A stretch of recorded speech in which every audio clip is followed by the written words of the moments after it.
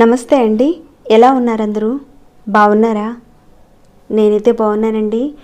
మీ అందరికీ అమ్మవారి ఆశీస్సులు ఎల్లప్పుడూ ఉండాలని కోరుకుంటూ, లక్ష్మి అనుగ్రహంతో పాటు కుబేరుడి యొక్క అనుగ్రహం పొందడానికి చేసుకోబోయే ఒక మంచి పరిహారం గురించి ఈరోజు మనం తెలుసుకోబోతున్నాం.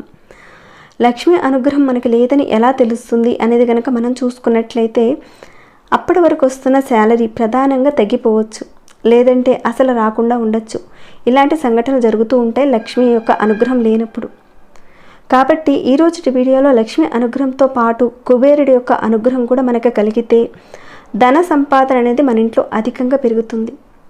కుబేరుడి యొక్క అనుగ్రహం అంటే అధికంగా ధన సంపాదన కావాలి అని కోరుకునేవాళ్ళు, అలాంటిది మనకి కలగాలంటే అతి సులువుగా చేసుకునే ఒక మంచి పటిక బెల్లం దీపారాధన గురించి ఈరోజు మనం తెలుసుకోబోతున్నాం.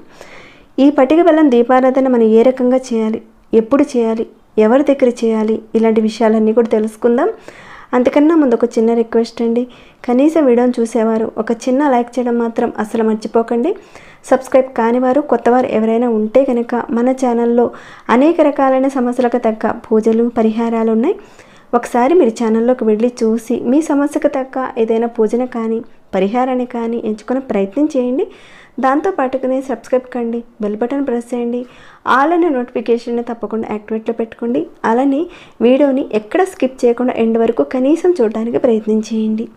ఓకేనండి, ఇక మన విషయంకి వెళ్దాం. సాధారణంగా సంపదలను కలిగిన వారు ఎవరు అంటే కుబేరుడు, మహాలక్ష్మి అమ్మవారని చెప్తారు.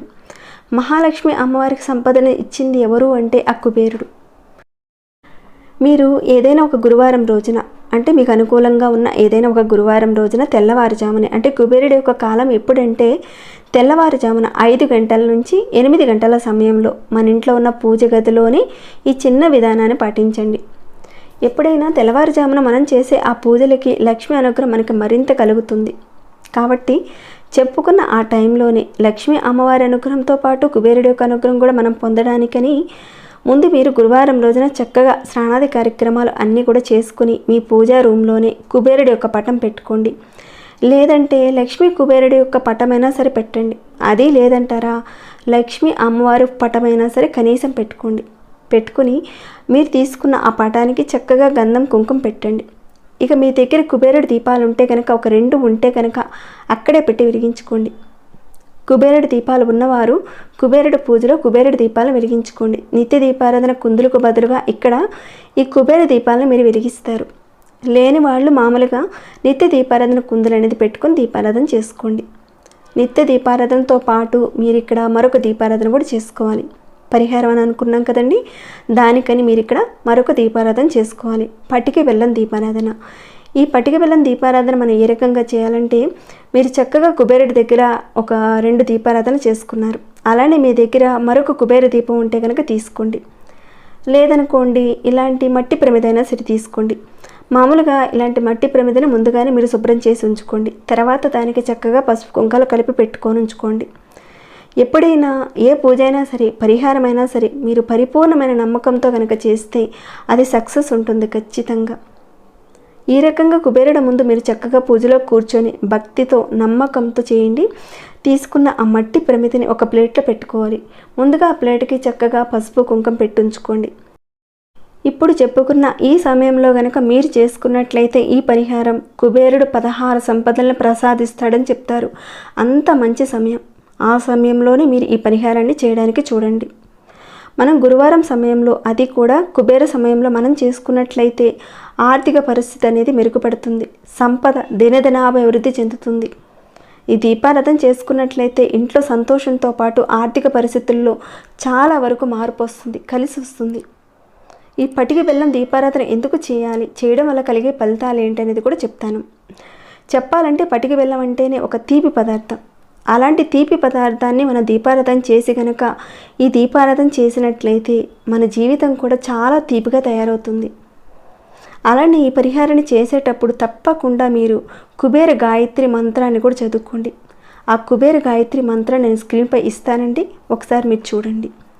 మీ యొక్క కోరికలు, అంటే మీకు ధనం పెరగాలి, డబ్బు పెరగాలి, అలానే కుబేరుడి నుంచి మీకు అనుగ్రహం కలగాలి, మీ యొక్క ఆర్థిక స్థితి పెరగాలి అని మీరు చెప్పుకొని ఈ పరిహారం చేసుకోండి. చాలా వరకు కుబేరుడు పూజలు కాయిన్స్తో, అంటే మనం చాలా వరకు పూజలు చేసుకుంటూ ఉంటాం కాయిన్స్తో. దానికని మీరు ఒక చిన్న పాత్రలో కానీ లేదంటే బౌల్లో కానీ ₹1 బిళ్ళలు తీసుకోండి. అంటే ఇక్కడ ₹1 బిళ్ళల్ని మన గుప్పెడి నిండా తీసుకొని ఒక బౌల్ నిండుగా కానీ పోసుకోవాలి, లేదంటే ఒక ప్లేట్లో కానీ పోసి ఉంచుకోవాలి. కుబేరుడు పూజలో చాలా వరకు ₹5 నాణాలనే పెట్టి పూజిస్తాం. కానీ ఇక్కడ ఏంటంటే కుబేరుడి యొక్క అనుగ్రహంతో పాటు లక్ష్మీ అమ్మవారి అనుగ్రహాన్ని కూడా పొందడానికని ₹1 నాణాలను పెట్టడం జరుగుతుంది. ఇక ముందుగా మీరు ఒక చిన్న ప్లేట్కి గంధం కుంకుమ పెట్టి ఉంచుకున్నారు కదా, ఏదైతే మీరు తీసుకున్నారో ఆ మట్టి ప్రమిదిని ఆ ప్లేట్లో పెట్టి చక్కగా మీరు ఆవు నేతిని వేసి దీపారాధన చేసుకోవాలి. ఇక్కడ మనకు కావాల్సిన మరొక పదార్థం ఉంది, అదేంటంటే పటిక బెల్లం. ఈ పటిక బెల్లాన్ని కనుక మనం చూసుకున్నట్లయితే చిన్న చిన్న పలుకులతో ఉంటాయి, డైమండ్ షేప్లో ఉంటాయి, అలానే కాస్త పెద్ద పలుకులతో కూడా ఉంటాయి ఇవి. ఇక్కడ నేను తీసుకున్నాం అనుకోండి, కాస్త పెద్దవే, చిన్నవైనా పర్వాలేదు తీసుకోండి, మీరు ఏవి తీసుకుంటారో వాటిని తీసుకోండి. ఇక ఈ ప్రమిదిలో ఒకే ఒక పటిక బెల్లం పెట్టచ్చు, లేదంటే 3 పటిక బెల్లం ముక్కలైనా సరే వేసి పెట్టుకోవచ్చు. ఆ వెలుగుతున్న దీపారాధనలో ముందుగా మీరు నిత్య దీపారాధన చేసుకుంటారు, ఆ తర్వాత ఈ దీపారాధన చేసుకోవాలి. ఈ దీపారాధన చేసుకున్న తర్వాత ఆ వెలుగుతున్న దీపారాధనలో ఈ పటిక బెల్లం ముక్కలు వేయాలి. పటిక బెల్లం ముక్కలు పెట్టేటప్పుడు మన చేతి వేళ్ళు దీపారాధన నూనెలో తగలకుండా పెట్టాలి. ఈ పటిక బెల్లం ఏ రకంగా తీపి పదార్థంగా ఉంటుందో మన జీవితం కూడా ఈ దీపారాధన చేసుకోవడం వల్ల తీపిగా తయారవుతుంది. తీయదనం అంటే తీపిగా కాదండి, మన జీవితం అంత బాగుంటుందని, అంటే ధనధాన్యాలకు సుఖ సంతోషాలకు ఎలాంటి కొరత లేకుండా మన జీవితం సంతోషకరంగా ఉంటుందని అర్థం. ఇక మీరు దీపారాధన చేసిన తర్వాత ఆ పక్కన పెట్టారు కదండి, బౌల్లో కానీ ప్లేట్లో కానీ నాణాలు పెట్టారు కదా, వాటన్నిటిని కూడా తీసుకొని ఆ దీపారాధన వెలుగు అనేది ఆ నాణాల మీద పడేలా చక్కగా ఆ కాయిన్స్ అన్నిటినీ కూడా ఆ బౌల్లో వేసి దీపారాధనకు చూపించండి. తర్వాత దీపారాధన చుట్టూతా పువ్వులతో అలంకరించండి.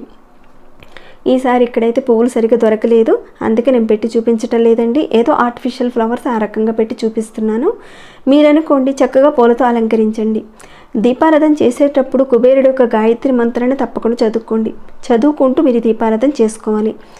ఈ పటిక బెల్లం దీపారాధన అనేది ఒక 9 వారాల పాటు చేసుకోవాలి.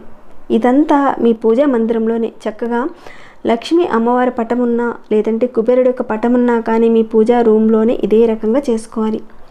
అయితే ఈ పటిక బెల్లం దీపారాధన యొక్క దీపం అనేది ఉత్తర దిశ వైపుగా చూస్తూ మనం దీపారాధన చేసుకోవాలి. తూర్పు వైపుగా కాదండి, ఉత్తరం వైపుగా పెట్టుకొని చేయాలన్నమాట. ఈ దీపారాధన 9 గురువారాల పాటు మీరు చేసుకున్నట్లయితే మీ జీవితంలో అద్భుతమైన ఫలితాలు కలుగుతాయి. ఒకవేళ మీరు 9 గురువారాల పాటు చేయలేని పరిస్థితి ఉంది అన్నారా, గురువారం నుంచి మొదలుపెట్టి, అంటే ఏదైనా ఒక గురువారం నుంచి మీరు మొదలుపెట్టి 9 రోజుల పాటు మీరు ఇదే రకంగా పటిక బెల్లం దీపారాధన అనేది తప్పకుండా చేసుకోవాలి. ఒకవేళ మీరు ఈ 9 వారాల పాటు చేసే సమయంలో ఆడవారికి సంబంధించిన ప్రాబ్లం వస్తే ఆ వారాన్ని వదిలిపెట్టి మొదటిగా చేసిన ఆ వారాలన్నింటినీ కూడా లెక్కలోకి తీసుకొని మిగతా వారాలు మీరు కంటిన్యూ చేసుకోవచ్చు. ఈ రకంగా దీపారాధన చేసుకున్న తర్వాత కుబేర గాయత్రి మంత్రాన్ని ఒక 21 సార్లు కానీ లేదంటే 108 సార్లు కానీ కనీసం పఠించండి. ఇక ఏదైతే మీరు బౌల్లో ₹1 బిళ్ళలు పెట్టారు కదండి, దీపారాధన అంతా అయిన తర్వాత, అంటే దీపారాధన వెలిగించిన తర్వాత ఆ ₹1 బిళ్ళని మీ చేతిలోకి తీసుకొని ఆ పాత్రలో వేస్తూ శబ్దం వచ్చేటట్లుగా మీరు చేయాలి. కుబేరుణ్ణి లక్ష్మీదేవిని మన ఇంటి వైపుకి ఆహ్వానించడానికి కలిగించేలా ఒక శబ్దం అనేది ఖచ్చితంగా చేయండి. ఈ రకంగా దీపారాధన చేయటం వల్ల కుబేరుడు యొక్క అనుగ్రహంతో లక్ష్మీ అమ్మవారి ఆశీస్సులతో అనేక రకాలైన సంపదలను పొందుతారని చెప్పుకోవచ్చు. కుబేరుడు అంటేనే సమస్త సంపదలను కలిగినవాడు. అలాంటి కుబేరుడి దగ్గర మీరు ఏ రకంగా దీపారాధన చేసుకోవడం వల్ల డబ్బుకు సంబంధించిన, ధనానికి సంబంధించిన ఇబ్బందులు పడుతున్నారో ఆ డబ్బుకు కొరత లేకుండా మంచి జీవితాన్ని గడుపుతారు. తప్పకుండా మీరందరూ కూడా ఆ కుబేరుడు యొక్క అనుగ్రహాన్ని పొందాలని నేను కోరుకుంటున్నాను. ఇక ఈ వీడియోని ఇంతటితో ముగిస్తున్నాను. ఇంకేమైనా డౌట్స్ వస్తే కనుక అడగండి, తప్పకుండా రిప్లై ఇస్తాను. మీ మనసుకు ఎలా అనిపించిందని మాట చెప్పండి. ఇంకా లైక్ చేయని వారు లైక్ చేయండి, సబ్స్క్రైబ్ కాని వారు సబ్స్క్రైబ్ చేసుకోండి. ప్రతిరోజు మన ఛానల్లో ఉన్న వీడియోస్ని చూస్తూ ఉండండి. మరొక భక్తి వీడియోలో మళ్ళీ మిమ్మల్ని కలుసుకుంటాను. అంతవరకు సెలవు.